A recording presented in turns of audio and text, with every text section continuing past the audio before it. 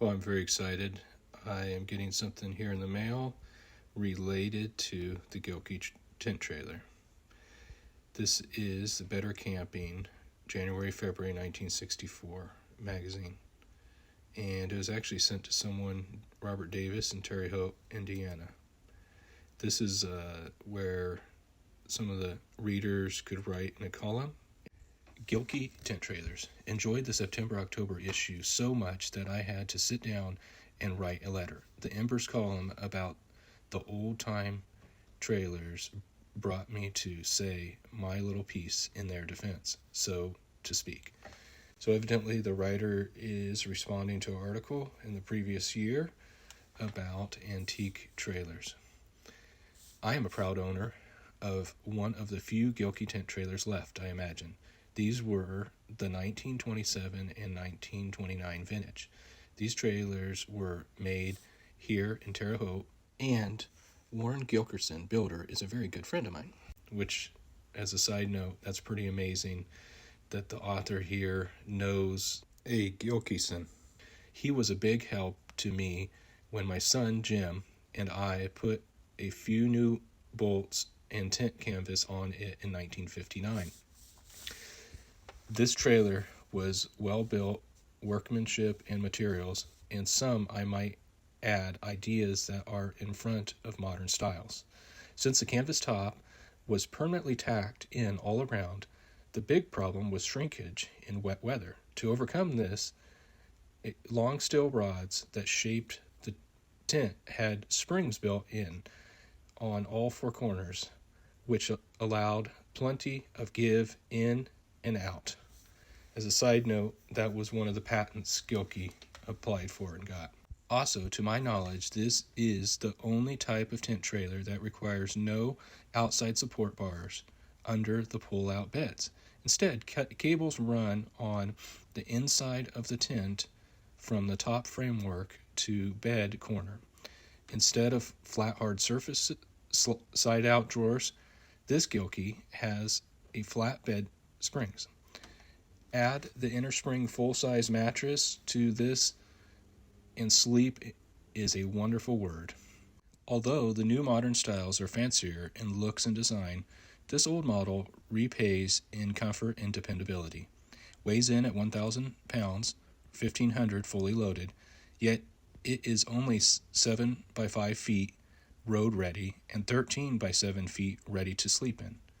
When we first purchased our trailer, our setup and takedown time averaged 3 whole minutes. Mr. Gilkerson used Model T fenders, 16-inch wheels, a small ice chest, and grocery compartment built in with access in or outside.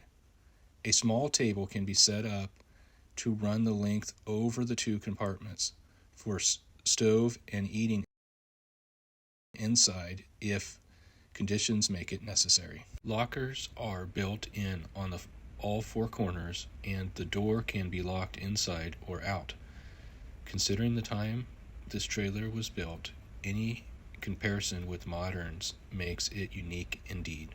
Had people had vacations in those days, the money to spend to go places, roads, and camping gear, then Mr. Gilkerson would have been a household name today.